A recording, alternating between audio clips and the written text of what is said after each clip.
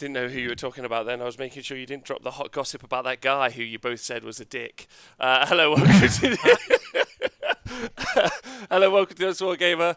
I'm your host, Rob. Welcome to Stream Street Day 64. After many technical difficulties, I am joined by Val, the hip-hop producing mixmaster himself, Vinga. Gunk in the eyes. That's my rap name.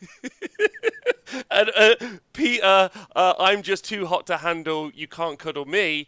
Colossimo, the Falcon. Hello, sir. Caca. How are you both?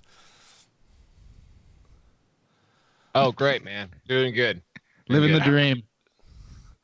What time is it there for you two? Because I feel like you're both tired. It's about 20 minutes past when I was supposed to be here. I just slept in. I was watching some YouTube videos about the alt-right deep into the evening. I fell asleep. It's, I fell asleep listening to a video about white supremacy. Not that it was good, obviously, but it was quite interesting. But that's a terrible way to start the show, I reckon. it's, Why not? Such is life. I mean, it's 20 after 5 here. I was up at 3:30 because my son decided that he had slept in, that 3:30 was sleeping in for him, and so I had to explain to him how time worked, and been awake ever since. My double thumbs up was for the fact that we are officially the 40K adjacent show. You happy As with that? it should be. As it should be. Um, So, Yes. go on. We gotta get a hip hop producer auto-tuned theme song now. I would like that. If anyone out there is a musical artist and would like to get us an intro song, I would like to hear that. Val, have you noticed that I have finally cleaned up the backdrop? It's all sorted for you. I just want you to know. That's gorgeous. It's So you got all- what's the red tabletop all about? for filming some things. Also, your OBS is currently picking up your green screen and projecting some sort of. That's so awesome. I love that. I might just randomly move that around. That's quite fun. Were you doing like a woodland scene or something? Were you doing like a fishing show on the side here, Rob? Are you branching out? I don't actually fish. I don't know if you know, but not like in the traditional. You are a fisher of men, sir. Rod. No, I'm a natural. I'm very obsessed with the TV show Alaskan Bush People, and I don't know if you've ever watched it. But have you, Pete? This is Have you our watched it, second or was it last- filmed near you? Yes. It is. Well, it's not filmed near me. One of the airlines that's featured in that show is one I deal with pretty regularly. So. Oh, nice. You nice. probably have to deal with those.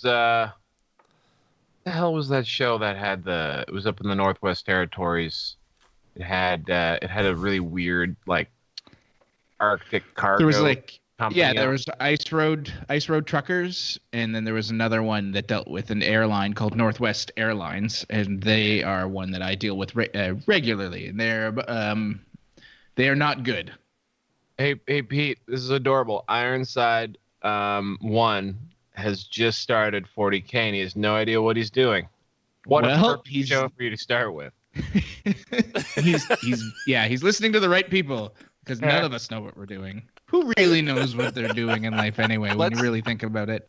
Let's ease them in by talking about not 40K for a little while. Just so that he doesn't feel completely alienated right off the hop. So Rob, Yeah. somebody keeps asking you about how Downton Abbey was, and you need to answer before we continue. Well, where are we in the timeline here? timeline. I've only got the movie left to go. Yeah. Oh no! Man. Wow. I don't think anyone should take that kind of a white privilege dose that quickly. Like, that is a lot. Wow. I'm not gonna lie to you. I was emotionally distraught by the second to last episode because of the actions of one Lady Mary. Furious, but it all came right in the end a little bit. Although I still don't forgive her, and I was genuinely livid. Genuinely, I was so invested at that point, and I was like, stop, just because Lady Edith's just great. She's all right. Just stop being that guy. But she was that guy, so it was the worst. But it's great. I've loved it. But now the payoff. I've watched all of all of Downton, so now I get to make her watch Battlestar Galactica. You know, there was a good chat about B-Star. Yeah. B-Star, Mhm. as I like to call it, as of right now, on Reese Robbins' Facebook profile. That one had the prominent tournament name. Brain not working. Nonetheless, true or false, Battlestar Galactica last season, worst last season in the history of television before Game of Thrones. Just guess. Yeah. Effing terrible. It was terrible. I just I hate saying worst because then someone's gonna bring up something and I'm gonna be like, oh yeah, that show was also garbage for its last season. So House had a terrible final season. Peak to trough was just vertical. It was vertical. That graph of quality, just it went batshit crazy in the last. Apart from you're right. weirdly, if you actually look on the Metacritic reviews, and if you'd ever seen it, wrong on all fronts. You're defending the final season of Battlestar Galactica? To the death. It was the best. It was so good. It was they did have to wrap up some of the storylines a tad quicker than they needed because the Just a last little. season got cancelled. But Jarring. yeah, it won Emmys, man. It won Emmys, and that isn't necessarily a mark of something that's quality, but it was at least part of the cultural zeitgeist at the time during the Bush administration. Okay. Scott B __ I think there's two here. He mentions Heroes, and he's right. Heroes did have the greatest fall in quality of any TV show I think ever, because it went from being the thing that everyone in the world talked about to absolute garbage in half a second. Right? They did season 1, it was amazing. First few episodes of season 2 are great. Writer strike happens. They come back from the writer strike and they're like, we only have half a season. Let's try to finish everything all at once.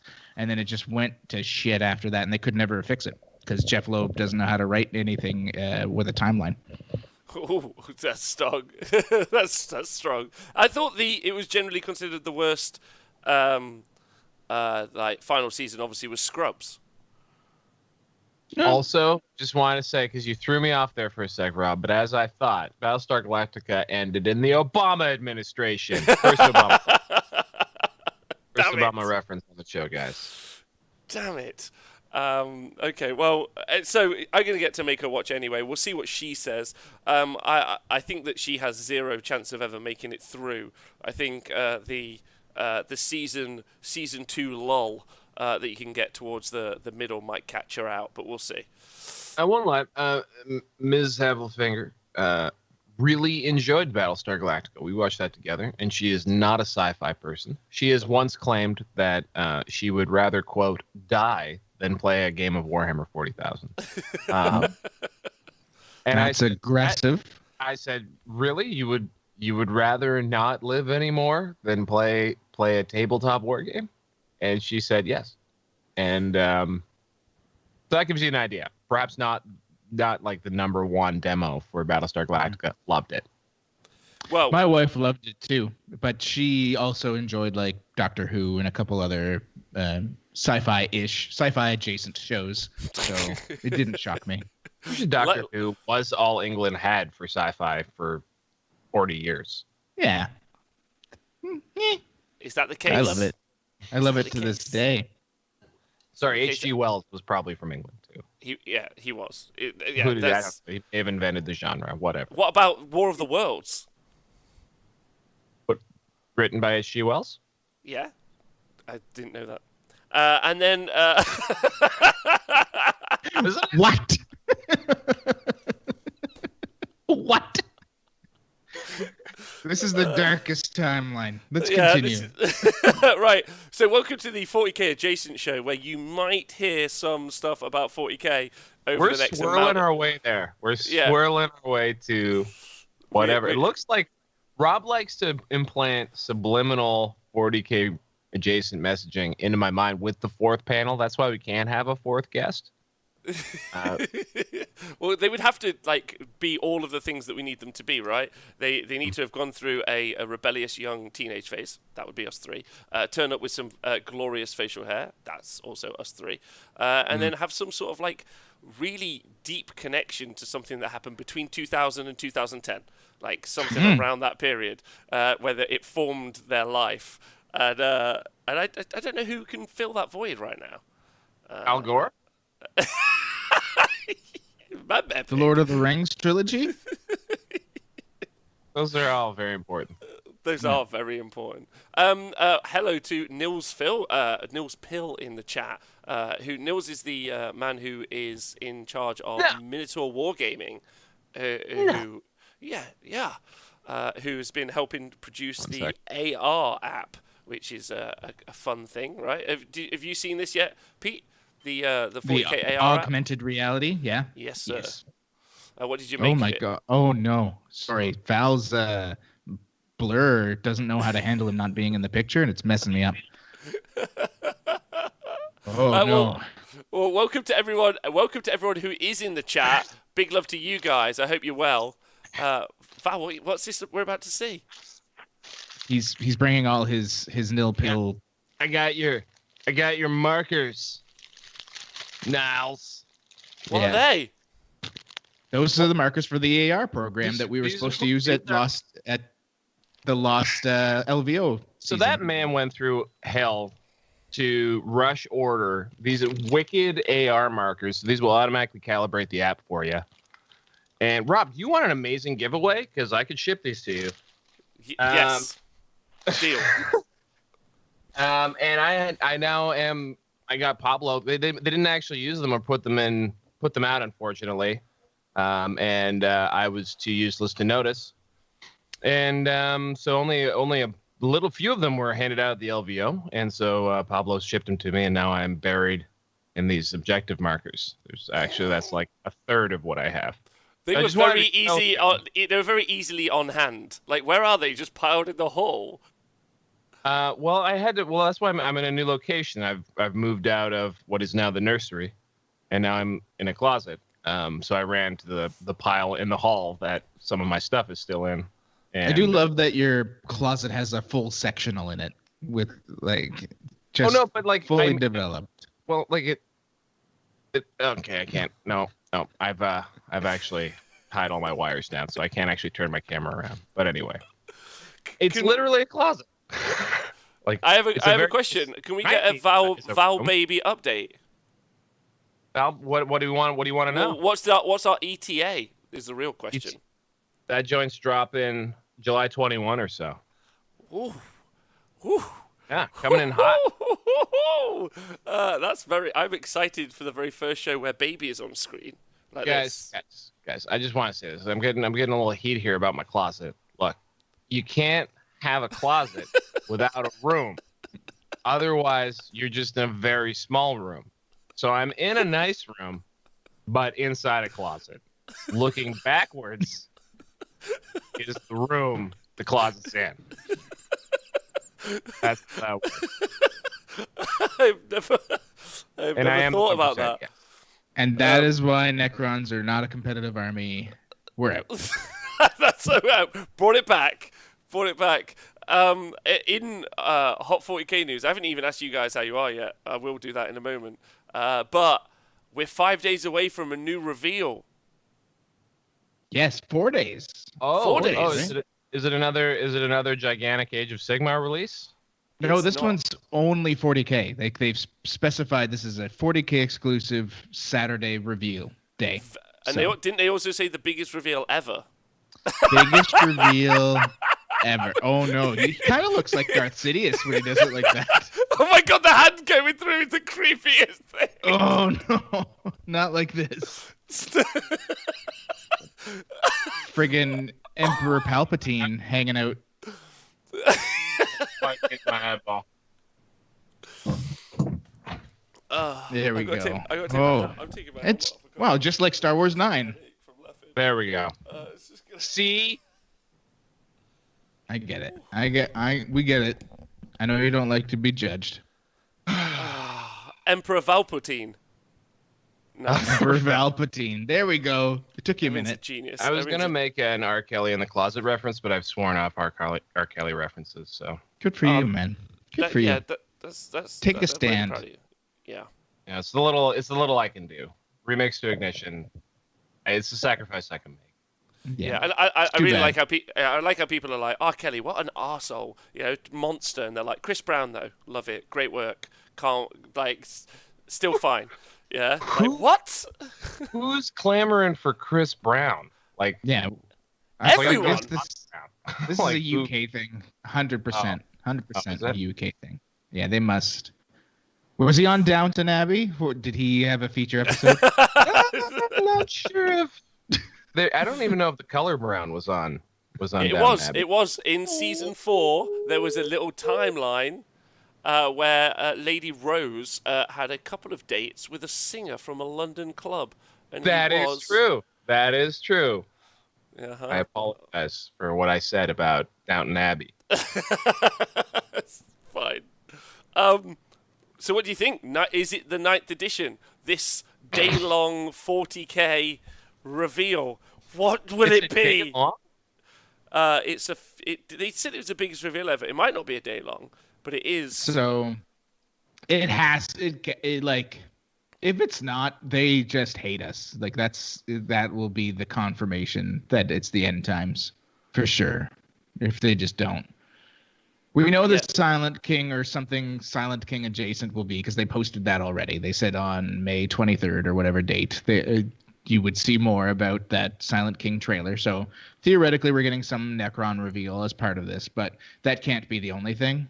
So, well, a lot of the gossip is that we might get a Necron versus AdMech starter box for this edition because obviously they already produced the starter box earlier in the year. The Vigilus box, or last year, sorry, was clearly meant to be the starter box for the new edition of 40k. Chaos versus Marines. So maybe they're going for a different flavor of starter box. Necrons versus... They also last year released a Necrons versus AdMech box. So, yeah, they did Forgebane last year already. yeah. Oh, yeah. Good point. Yeah. So then... So I don't know. So I mean, maybe they also, do it I was again, gonna say- but Sorry, guys, my camera got all jostled when I went in the closet. The other That's a lot. thing I said, what was I saying? Shit. Oh yeah, there was that blurry picture of Primaris grav bikes or whatever the hell they're gonna be. Remember that? What was that from? Anyone? Did I dream that? no, you happened? didn't. No, You didn't. that's the thing. Yeah. So like there was, was it rumored or was that a Games Workshop thing? That was a rumored thing. I think that one was a rumor thing. rumored thing.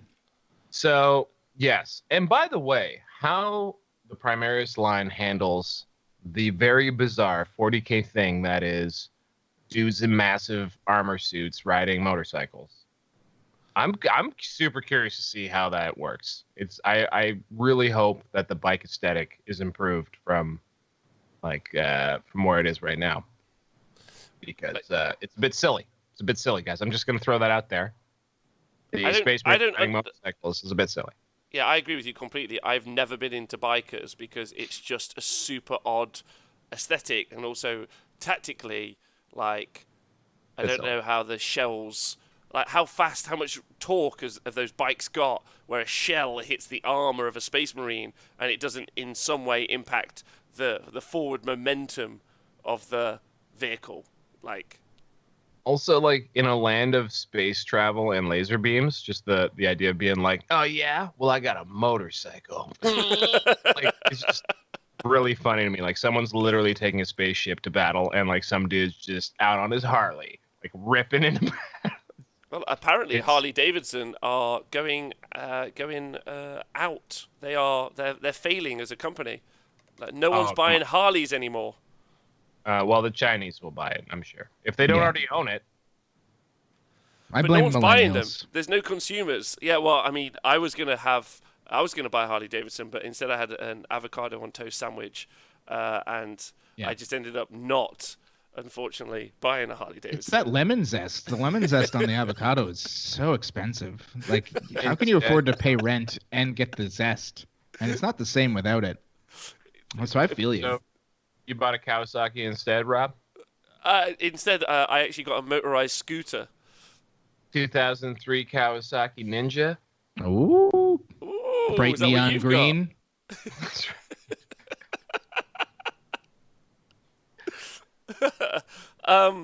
So I guess that's really all that you could really say about the big reveal is that tune in for it when it's going to be on because we're going to be there when it When happens. is it? This Saturday. Saturday. 4 days. What Saturday? Saturday. Saturday the 16th. So it could be anything. I'd be very. The 23rd. Saturday yeah. the 16th was last week. Oh, was it? Oh, Yeah. okay. We're already on the 19th, but like life's changed. Have you? So Has anyone audited Rob's stream streak count? Like, is 64 accurate? nailed it. Absolutely nailed it. There are 2 podcasts missing, but that's because on Saturday I did a live stream tournament. I did coverage from a tournament for the whole day, which was fun. fun. But on Tabletop Simulator. Yeah. But it worked fairly well. It was quite nice. You could do some fun camera angles, obviously, because you just get right into the eyeballs of the models. Yeah. And there were 30 people, obviously not massive. You also, in the world of 40K, there was also a 40K event this weekend. Yep. There was. Oh, Yeah, yeah. there Was was. that this weekend or the weekend before? It was this weekend. Wow. That was only 2 days ago. What have you been doing, Val? Why? I know I watched the Michael Jordan documentary yesterday. That's about all I got. Good. Pete, what have you been up to? Watching the Michael Jordan documentary as one of my age should. And just, taking care of my kids, working. The fires started back up here, so been handling that with all these super cool newbie pilots that want to try to crash into each other. And living my best life, doing what I can. Please explain that. The fires have started it up again. What does that mean? Well, where I live, like the main reason why I'm here, why I had to move to the wall, is this is like a base for fire action in our province, in our country. So whenever fires spark within like a 700-kilometer radius, my airport is one of the 2 or 3 airports where all of the planes and helicopters will leave from to hit it and then come back because we have a base set up. And I'm like an air traffic services provider, so I just try to keep planes from bumping into each other while they do that. That's my job. And it's fire season. It starts in May and it goes till August, September. And it's a good time. Last year I had to evacuate like 2 days before BAO because it got way too close. It got about a kilometer from where I live, from my house. I've got some pretty cool pictures of this gigantic fire. And this year it's that same fire sparked back up. I'd say they were hot pictures. They were pretty hot. Pretty hot. There's a really good one of my Tim Hortons that I sent to Val, and he was like, "Oh, that looks cool." And then he realized it was my Tim Hortons. I was like, "This is literally 2 blocks from my house where this is happening." Actually, I think you didn't respond to the comment, and then I woke up the next day and was like, "Oh shit, Pete's on fire!" And then I messaged you back and was like, "Oh no." Yeah, it was good. It was good times. Last year was really exciting because I was supposed to go to BAO. I'll just tell the story because this is the 40K adjacent show. And Please do. I had worked out with Reese that I was going to do some commentary for him because I just wanted to be in San Francisco. And about a week prior, this big fire started. Got out of control. It had been going for a couple weeks, but they'd had it under control. We had a really bad night where winds picked up. They didn't expect it. And it was going at about, I think they said 10 meters per second was how fast it was traveling. Wow. So the firefighters couldn't keep up. And so we were watching it from the tower, and we knew something was up. So I told my wife, "Hey, I'm not going to go to San Francisco because I don't you guys might have to be evacuated." And she was like, "No, we're going to be fine." We packed a couple of go bags with clothes and things from the kids, and we put them in our van. And so 2 days before I was supposed to leave for San Francisco, I went into work. I was already on vacation, and my supervisor was working, and he was like, "Just so you know, the town doesn't know yet. We're probably evacuating in 2 hours because it's getting too crazy. So you probably just want to go home and pack up your stuff." So I was like, "Okay." So I went home, spent about 2 hours packing up, and sure enough, message came out: "Get out of town." And what 24 was hours. And what did you pack when you were advised you had to get out of town? 40K Oh, I'd already models. packed a bunch of. I did pack my 40K models. That was like the last. They were pre-packed, guys. Come on. But yes, I took all my 40K models out, shoved them in my truck. We packed like a bunch of just random shit that we had lying around, and took off. I drove 8 hours to Edmonton, Alberta, and the company put us up in a hotel. But my wife and I stayed with a friend we had out there instead because we have 3 kids, and 3 kids in a hotel is just not going to work out. And my wife was like, "Well, there's not much more you can do, so just go to San Francisco." So I did. So I spent BAO wondering if I was going to have a home when I came back, and flew back home. They managed to stop the fire, like I said, about a kilometer away, Yeah. and held it there for a while.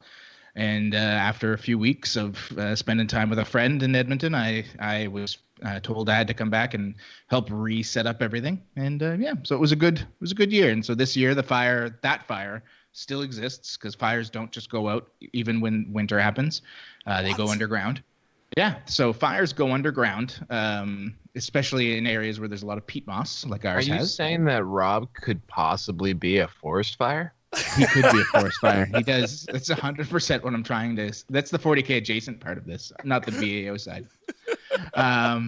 But yeah, so that fire's still raging, but it's mostly underground. And when it sparks above ground, I help water bombers hit it so that it doesn't become a big deal again.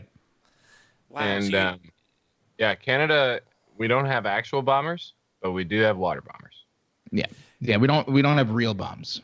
that's actually the exact opposite of the Night's Watch. Instead of stopping winter, you're stopping Yeah, I have to fully embrace great summer. winter. Yeah, you're all on side. That's an incredible story. Everyone in the chat saying that makes you even cooler. I agree. I already thought you were as cool as you could get. Cooler than maybe even cucumbers. That's what I thought. Don't you side eye me, Val? Yeah, I see you. Just so you know, guys, my life has never been in danger. Probably not even once. Not once ever. I'm sure. Like, listen, Val, I know you're a couple of years younger than me, but you're from a jackass generation. Guaranteed, your life has actually been in danger from riding a shopping cart into a bush or something. Actually, dumbest thing I ever did, and I remember landing and being like, no spinal injury. That was lucky. Was a toboggan over like an ice ramp. That was my most jackass moment. A Also- toboggan. That's yeah, amazing. like a sled. You know, have you ever heard of a toboggan? Yeah.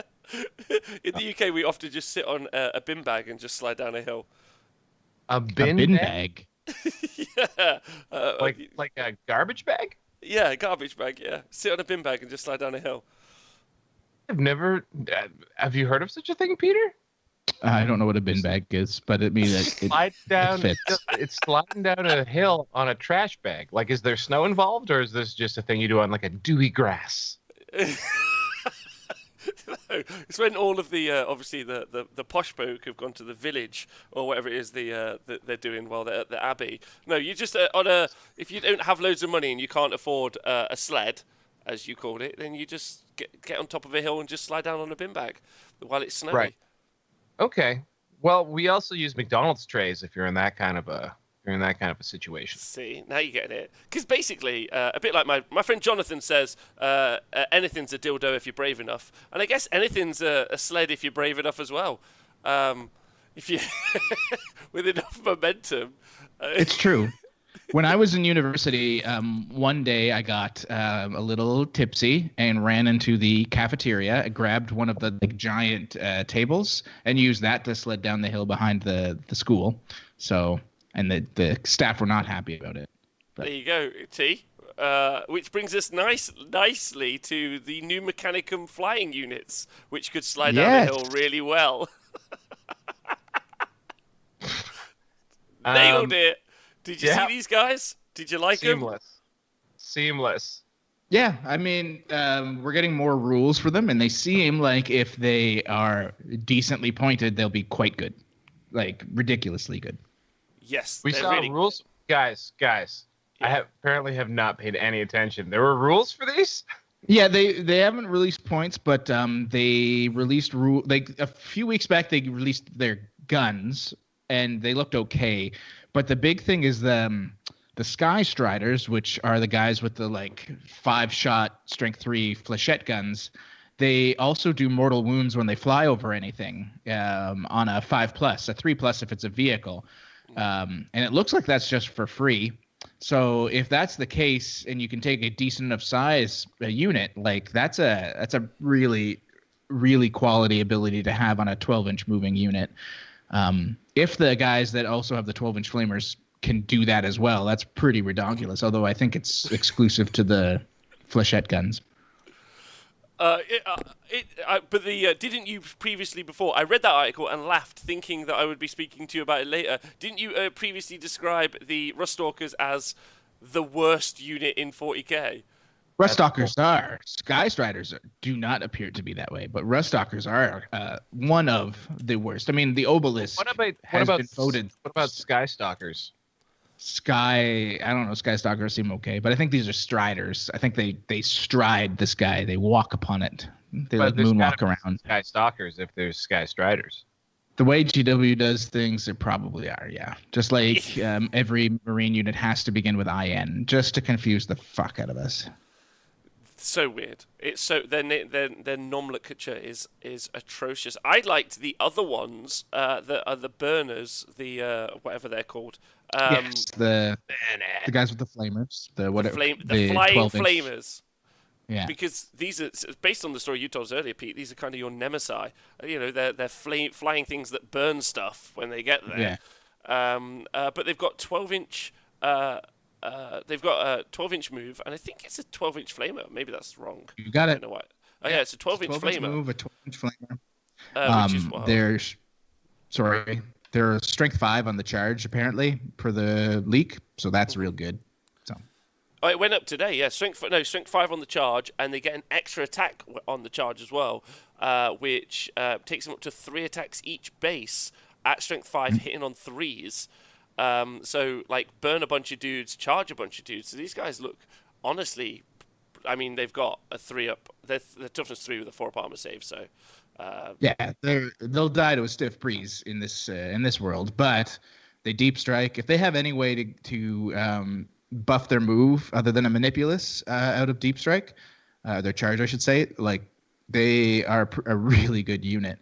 Yeah, and like I said, this mortal wound bomb with the flechette guys is also cool because you make the Mars use Wrath of Mars, so they do mortal wounds on 6s or whatever to hit, and then you've got these guys with 5 shots each. If their squad's at 10, 50 shots, they're gonna kill stuff real easy, super easy, lemon squeezy. Can't say it anymore. Like if they're properly point costed, they're an amazing unit. Both of them, the flamers and the machine gun dudes, whatever they are. But the real question is do you like how they look, Pete and Val? The flying guys, I like them better than the dog guys. Really? Get out. Leave. I'm the only one who thinks that. I'm actually shocked. You are. Like the dog guys. How can you not like the riding dogs, Val? I can't even talk to you right now. Yeah, they look amazing.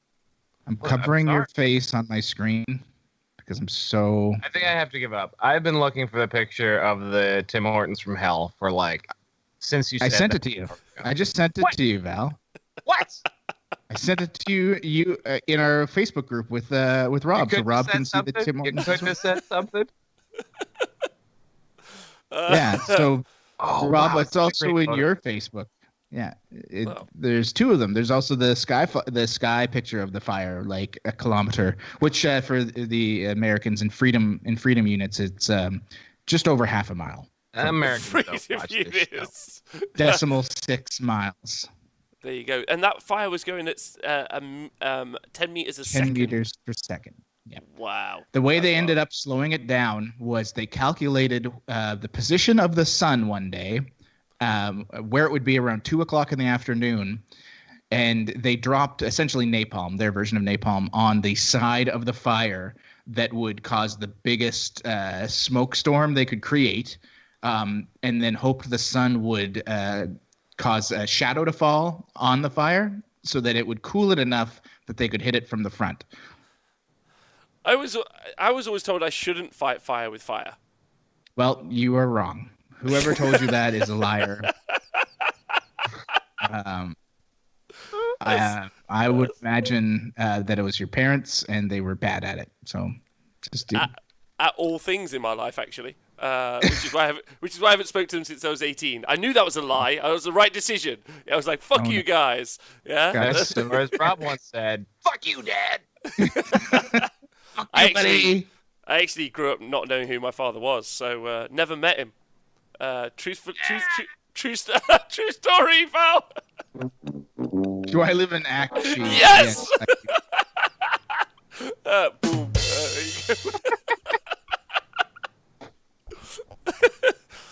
The only way to get out of that one was to use an inappropriate sound effect. Well, is there any other 40K adjacent news? There's none, I don't think, unless anyone knows any. No, I think it's what's going to happen Saturday is the big news. So next I mean, 40K Tuesday's show. Oh, go on. Sorry, 40K Stats Center is making a comeback this week. Wow. Yeah. Wow. That's news. You heard it here first. Our sister show. Yes, sister show. I'm going to stop looking at things other than the show. I'm back, guys. I'm back. Am I now going to be a guest commentator on the 40K Stats show? That's the real question. Why not? But I just want to record a soundboard of just me, just saying one thing. Maybe it's quite English. I'm not sure. You should slip it into the show whenever you need. I'm not sure what it'd be. Yo, you're absolutely correct. I need to add. I have a C panel. There, I have like A, B, and C, and I get 4 like funny things I can do on each one. C is empty, and it could just be 4 Robisms that we can add. You would have to know what I would say. I don't know what I'd say. But it's been announced. You guys are back on the airwaves. What is the subject of the show? I'm excited to know, so I can listen. We had an interview with the Down Under Pairings BCP merger thingy going on, and we had an in-depth chat with Josh Diffie and Paul McKelvey. Because those two things, for those people who don't know, have merged, and for those people who don't know what those things are, they're the two, I guess, best pairing software applications available right now. The 2 biggest by far. Most popular? Yeah. Yeah. Like BCP is about 86% of that market in terms of pairing software. Down Under Pairings was maybe 8 to 10, and then you have like some smaller guys that are just starting up that could never, and some older ones that just couldn't hit those numbers. So, actually, spoiler: the GW reveal is about this. They were so excited. Yeah. First thing is, it's about us coming back. That's the opening. Is Stat Center is returned, and then BCP and Down Under Pairings, and we scooped them. So we have the news. Actually, we're like the 3rd or 4th podcast they've been on, but. Every podcast has asked them the most cupcake questions. Yeah. And not nearly the level of fidelity and detail that Eaton or I were interested in. So we brought them in to ask them the hard questions. So what is it? What hard questions did you think needed to be asked? Like, what was it that is going on with that? Could you for some of the people, they might not know as much as you, so they might need some more detail to the information. We know that it's 2 pairing apps that effectively are coalescing, but what is it that you were worried about, or what stuff did you think needed to be worked on? Because I'll make a statement. My personal opinion is that BCP has done very little with itself for the past 4 or 5 years. Well, that's how it's felt for me. I'm not including you two in that conversation. So having that be developed more would be a positive, but I don't know if you asked that question. That's like that was the biggest thing was, I would say probably the last 2 years in particular, BCP's done very little to kind of up its game. They've talked about stuff they've done on the back end, which is cool, but we don't see that, right? So like their website is an absolute piece of garbage trash. It is just the worst. Guys, I'm friends with everybody, right? Like that's how you stay friends with everybody. You don't criticize them on a live show. I'm gonna do it. Like they should know. Hopefully they know that like the BCP website as it was a piece of garbage. Their app is incredible and it does so much. And it could be better, but I mean it's the best anybody's got. And they do a lot for the community, but their website is a piece of garbage. And that is a front-facing thing in our like the way we work. Down Under Pairings had a really good website, in my opinion. And they were constantly improving. They have a small market share, and they have no like web app or desire for a web app. And I think that's a mistake too. So for me, the big thing was like if you guys are merging, are you making something better from this merger, or is this a lack of competition is now going to cause us to have nothing new and we're going to stay garbage? There you go. That's why you always need independent review panels, because they are not at the behest of the units making it. So I think that would be. You mean like a death panel, Rob? Yeah, like a death panel. Yeah, right. So I'm happy to say that what they've done so far, which in a very short period of time, Josh has rebuilt their website. They released like their beta version today for people to see.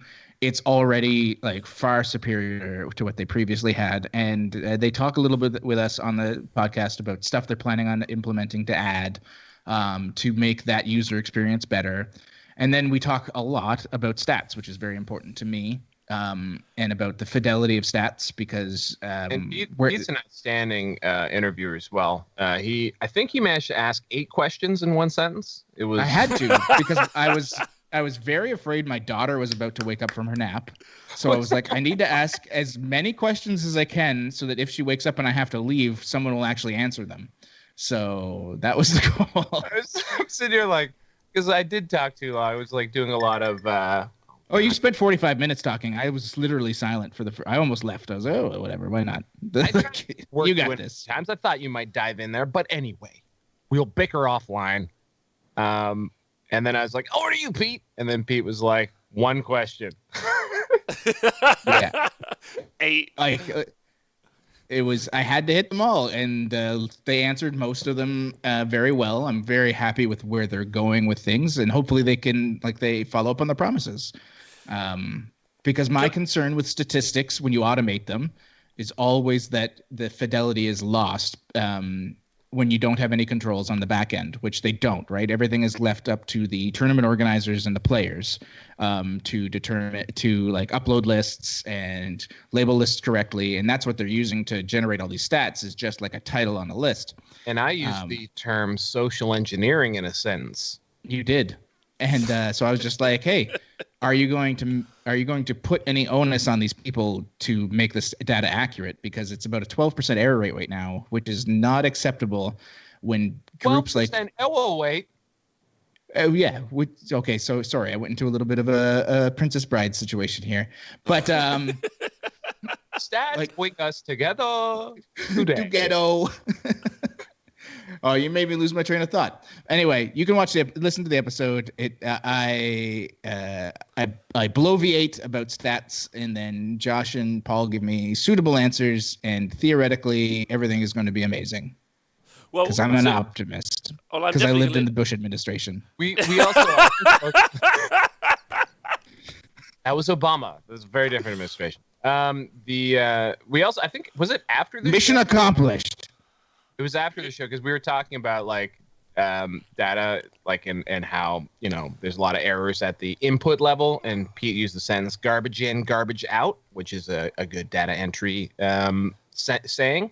And we pointed out that in their stats, like 2.5% of the meta was Adeptus Sororitas, which is just because in BCP right now, the first option for your faction is Adeptus Sororitas, of course, because of the first one alphabetically. Yep. And there's really, what's the actual one? Like 0.5%? Oh, it was less because they used just the 2019 data, right? So they didn't even have a beta book for most of that. It was like 0.2% of the actual meta was Sisters of Battle. And I feel like we immediately brainstormed an amazing solution, which is have the default faction be nothing. Nothing. Nothing. What faction are you? Nothing. You're German. Nothing. You are nothing. You're nothing to me. We believe in nothing. I have a question. Actually, because it came up in the chat a second ago, and I think it's a fair one. But I know you both people quite. Watching? There's people watching, and I know you both quite well. Well, not super well, but I would like to know you better, but well enough. And you, Val, like Pete, you and me are on the same page. Yeah, we'll call a tree, and sometimes maybe even it's an ugly tree, and be not worry. Whereas Val, I know that. Sure with Forrest like that. Okay, well, I wanna like help your case here. Yeah. I will not tell a person they have a cute baby if they have an ugly baby. I will just say, "Oh, look, a baby." Legitimately, I've had friends like bring their babies to me, and they weren't very pretty because babies don't have to be cute. Everyone, and I've just been like, "Oh, you have a baby. That's so great. Good for you." But if you have a cute baby, I'll let you know. I'll be like, "Wow, your baby's so cute. That's great." Anyway, continue. Yeah. Don't show me your baby, Val. I'm sorry if you think I can't lie. Whereas Val, like, and I know you well enough to know that this is true, that your mission statement is to bring everyone together and make a better space for the gamers in the world. But that does mean sometimes, as you talked about earlier, maybe it feels like you're like saying, don't say the website was shit when it was shit. Like, you know, like, and I know that you're, that isn't your reasoning, but it's a good question. Like, how do you draw the line between your mission statement, and you can re-clarify it here if you want, and also like hold into account those situations where you think it needs to be more, or do you just, you and Pete work that as a pair? Because I think that's does that make sense? Yeah, sure. Well, here's what I would say. I think I am openly critical of some things. Usually me a lot. Usually me. Yeah, usually no. Like, not of people who give of their time. BCP is a business. BCP is a business. I give them money. So, like, that is something. So, usually I try to be softer in criticisms IRL of people who do this as a hobby. Or if I just don't like you. Or if I am not as into what you're doing. But, like, so in this particular example, you know, I don't know. I think BCP just gets a lot of shit because they're the front runner. They've got the, like Pete said, market share. Most tournaments run on them. And I also feel like starting from a thesis point of X is shit is a bad way for anyone to receive any form of critical feedback, unless done in a one-to-one joking manner, say in a DM to Rob Symes. So maybe that is what I like to do. That's how I like to give the feedback. Because I think that's actually a commendable thing. Like I honestly do mean that. That's why I asked the question, because I think one of the things that you do quite well is that you try to you identify the problem, or like people like me and Pete, you like have like these honest upfront conversations with us, and then you'll be like, let's try to turn that into a positive. Sometimes like Pete will be like, look, this baby is ugly, yeah, and you're like, but if we stick a bow on it and and yeah, but unfortunately, there's nothing you can do. I would never say your baby's ugly. I would never say your baby's ugly. I would just observe you have a baby. I would I would never say a baby's ugly unless you're like, my baby's ugly, and I'll be like, okay, yes, baby's. And as the former ugly baby, Pete knows a lot about this. It's true. I was terribly ugly. My mother's watching this right now, so I'm sure that Val is now in danger. But do you think is she out there? Is she out there? Yeah, I would love to. I 100% guarantee she's watching this. It's the only thing she ever watched that I've done. So that's so nice. Did she ever listen to the show? No. Oh. Is it because it's an English fellow? She won't listen to the show because of Val. But this because it's Val's kind of partially like put to the side a little bit. She's okay with it. Here, I'll. There you go. There you go, Mama Colosimo. No problem. She just listens. She doesn't watch the video. Oh, really? She hates my haircut. I'm just joking. I'm really now. I'm just totally lying. She does listen to the show though. That part from there forward, untrue. But Mrs. Colosimo, you've got an amazing son. I'm just saying it right now. You should be proud. You should be damn proud. She has pictures up on the wall, on the fridge, everything. She does. It's super embarrassing. So. That's nice. But we're at time, if you guys want to talk about anything, feel free. Like, I'm all ears now. I don't even know what just happened. Oh yeah, we were discussing critical feedback. I don't know. I feel like we've been. Who did I lie to? I was outspoken about. Unfortunately, I got canceled this year, but I've always had a bit of a personal vendetta against Adepticon. There's that. Yeah, you Same. hammered them pretty hard. Thank you. But do you think Adepticon? Do you think Adepticon is shit? Because I do. I mean, again, working back from that. Yeah, actually, I did say that. I did You say did 100%. And you said it without me there, right? You re-recorded that part of the episode because originally you were like, "I'm going to be tamer." I mean, you told me privately that this is what you were going to say, and then we did the show, and you kind of pulled it back, and then you redid it afterwards because you were just so infuriated with how they were handling things. It was something like maybe if you actually enforce some rules, you wouldn't have so many shit people at your tournament. Something like that. I remember listening to that. Yes. Because I was literally, but in that case, what it was is like someone being, there's another place I take umbrage or like will get upset is like the head TO at that moment, this is, unfortunately I got canceled. It's hard to, I feel bad even bringing it up at this moment, but nonetheless, he was basically saying that, tournament 40K players are so, in it to win it. They're win at all costs, and therefore he can't risk having them on stream. So he didn't want in the event that they do something terrible in a game, he wouldn't risk playing them on stream for Adepticon. And that's why Adepticon's singles event happens at like 7:30 a.m. on a literal Thursday. And the finals are actually, I think the finals are actually like Saturday morning early. And they are not broadcast on GW's stream. And that's not GW's call. That's their call. And he said the only way that he would ever do it is if GW forced them, which of course they would never would. So anyway, and there were a bunch of other comments that were just really confusing. And I don't know. So I called him out on that. And it spawned a little follow-on. I was quoted then. I was soundbited in a YouTube video. And it was a very proud moment of my life. Yeah. Oh.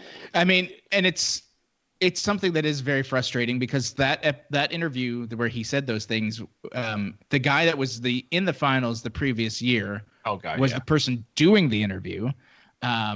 And that was streamed by a dude. Like that finals was actually streamed by a dude on his phone. He could only stream the first 2 rounds and the last round because his phone died.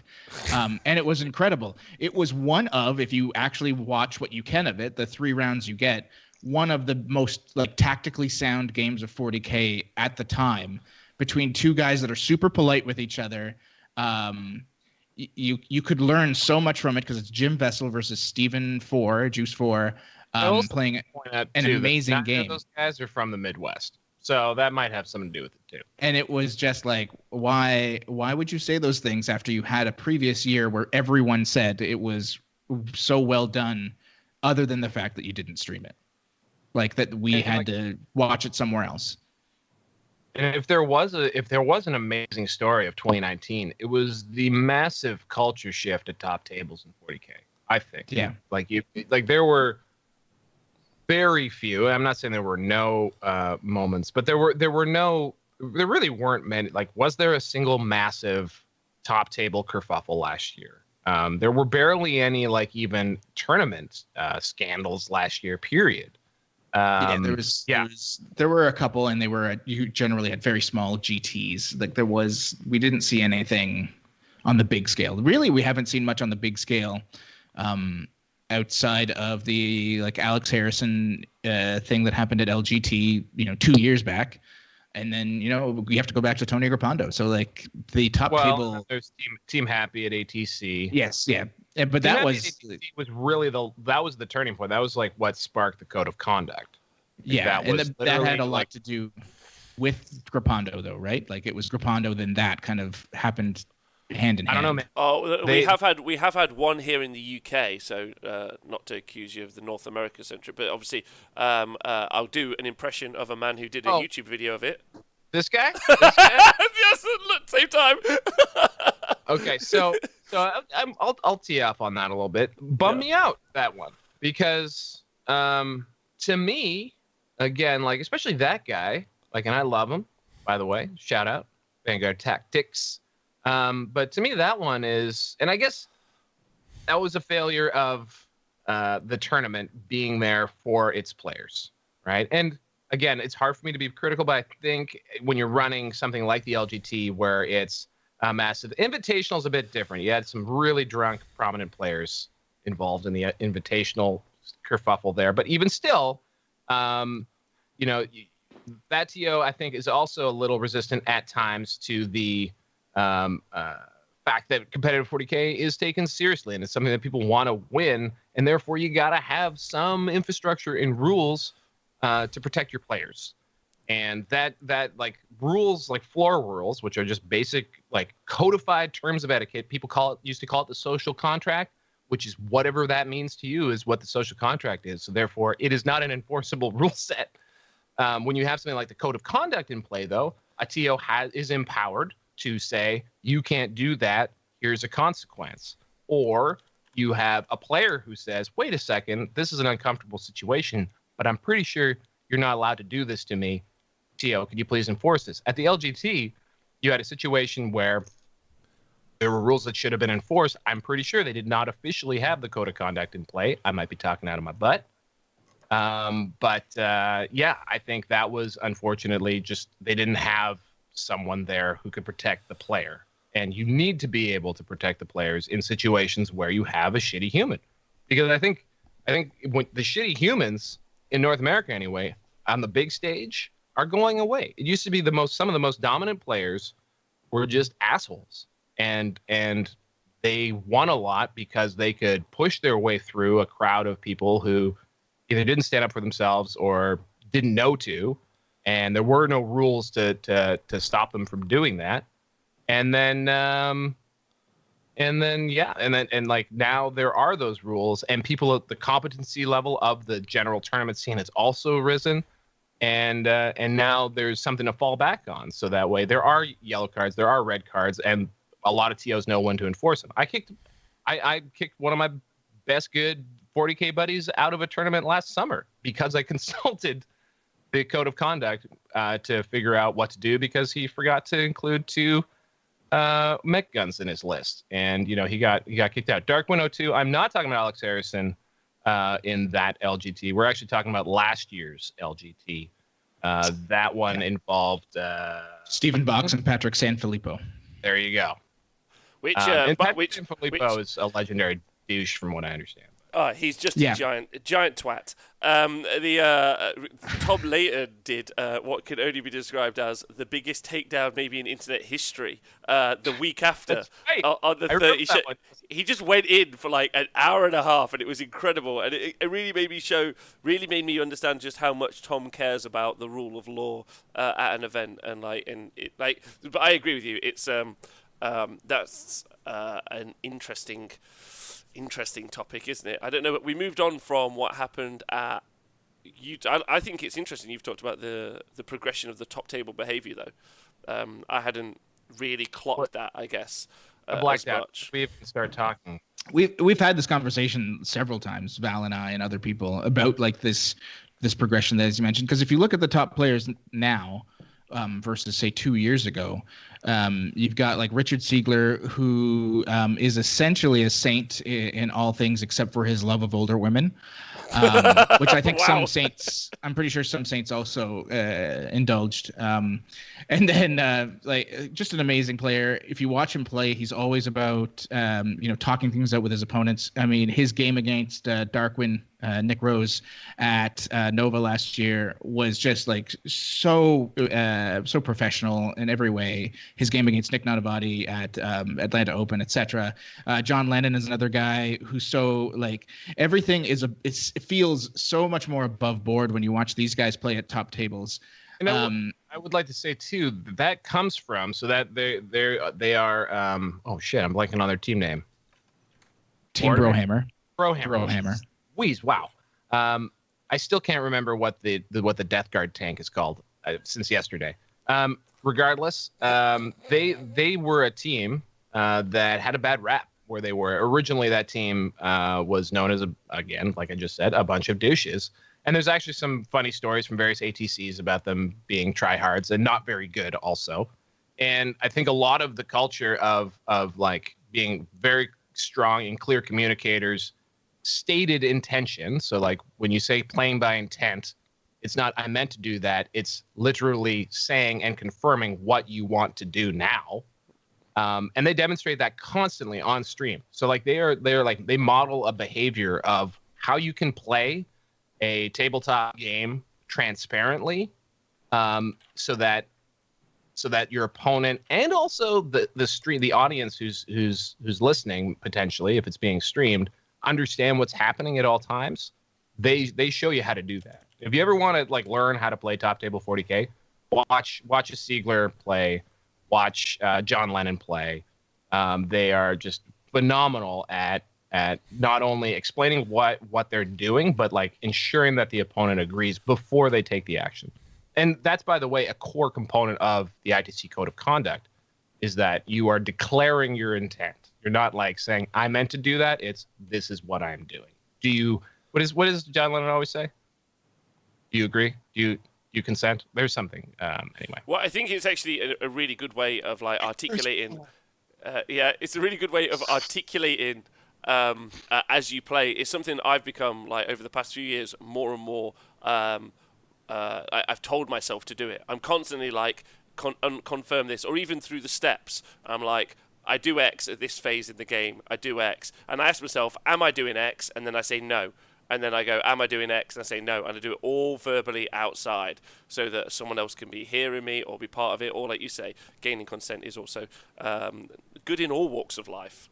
Informed, ongoing consent. Important in life and on the tabletop as well. What an incredibly good place to end the show. Informed, ongoing consent. But next week, we might have the hottest of Tuesdays next week. Saturday is going to be, oh boy, it's either going to be a new box set with some stuff or that new edition. So is there a Silent King model? Or both. Is that what we think what's coming? Oh, I think that's part of it. Yeah. Right. I mean, it could just be the biggest reveal by being the biggest 40K model that they've done. It's possible. I hope not. I hope it's a combo. That would be the best of both worlds. I mean, if you look at 7th to 8th, we had Gullyman released just prior to 8th dropping. So theoretically, maybe we'll get Silent King, and then also 9th. They've also teased that other Necron model. So if there's they didn't just tease it. They showed Illuminator Xeris 100%. Right. What I'm saying is if they have that plus a Silent King, then you might be seeing a whole that sounds like a Range reboot to me, because it's not just going to be those two guys. I bet they have pariahs with them, with them loving to be like on the head as much as possible with their metaphors, and having a book called Pariah coming out. It makes sense that they would actually have Necron pariahs in it, because that would mean they would have Necron pariahs. They would have a Harlequin character named Pariah, and then they would have an Inquisitor that is a pariah by the way they are, and a Sister of Battle character that is a pariah. And that's why there will definitely not be Necron pariahs. That is the actual GW logic. There will not be. I feel they're going to go all the way. Everything is a pariah in that book. Which pariah on this show? You. It's true. It's true. I killed it. Sorry, guys. Pariah Carey. Good one, Brutal Massacre 888. But change your name to Pariah Carey, because that's way better than Brutal Massacre 888. 100%. Get it done. It's very easy to do. There's a settings option. Case Ad Center. Go ahead. I can't remember what someone was going to say. Oh, yeah, Scrivo said in the chat that they've said publicly that it will affect all players. So, like on an emotion. Silent King will be usable in all armies. He's just going to be faction neutral. Yeah. Surely we won't get a Silent King model. I hadn't thought about that. That maybe. Yes, I am serious, and don't call me Shirley. Let's go home. Let's go home. Let's let Pete go to sleep. It's been a pleasure. I can't wait for next Tuesday. I can't wait for Saturday. I can't wait. To have his nap. I can't wait to see what happens next week. Thank you, both of you, for joining me today. As always, random sound effect. Legends. Nope. Why you always lying? Don't know what any of this is. Was that Chris Brown? This is what is that? Chris Brown? No, this is Chris Brown. No, everyone Actually, just fuck Chris Brown. He's a dick. Peter Colosimo is what Chris Brown looks like now. Right, okay. That's harsh. That hurts. That hurts a lot. Right, we're going. Thank you to both of you for being on the show. Val, thanks so much. Hey, you're so welcome. Thanks for waiting for me, guys. Sorry I was asleep for the first 15 minutes and then the subsequent hour and 4 minutes. Pete, also thanks for being here. Getting up early. You're a legend. No problem. Thanks, bud. Thank you to everyone who listens to the podcast. Please stay hydrated, and everyone else will get on Patreon. You guys are great. We are back tomorrow, and then we're obviously got the 40K show on. I did have one thing I didn't tell you guys. Are you doing a live react again? Oh yeah, on the weekend. Yeah, do you guys want to jump in and say hi at one point? If I can, yeah. Yeah. I'll be there all day, baby. Oh baby, oh, amazing! Yeah, we'll be live for that reaction on Saturday as per, which is really fun. And also, we're having a really fun chat on Thursday with Tom and Nikos on the 40K show, where we are talking about team list archetypes that you might take to a team tournament. So if you're thinking about going to a team tournament, or what list archetypes we might have seen at things like the ETC or WTC or ATC or anything like that. So I think that'll be a really fun conversation about some of the ways of talking about list archetypes. I don't know what they would be. Tom's got a lot of opinions on that topic. A lot of opinions. Lot of opinions. Do you know where there might have been a conversation like this before? I'm quite excited to read up, but I haven't seen any. The sweaty Croatian hotel that I shared with him. Yeah, I'm gonna go and tune into those Swedish fellas and follow what Pete says. Just follow them, whatever their team formats are. That's the plan. God. Yeah. It's a good All way right. to do it. Good. All right. See you later, everyone. Have a great day. Look after yourselves. Stay healthy. Good.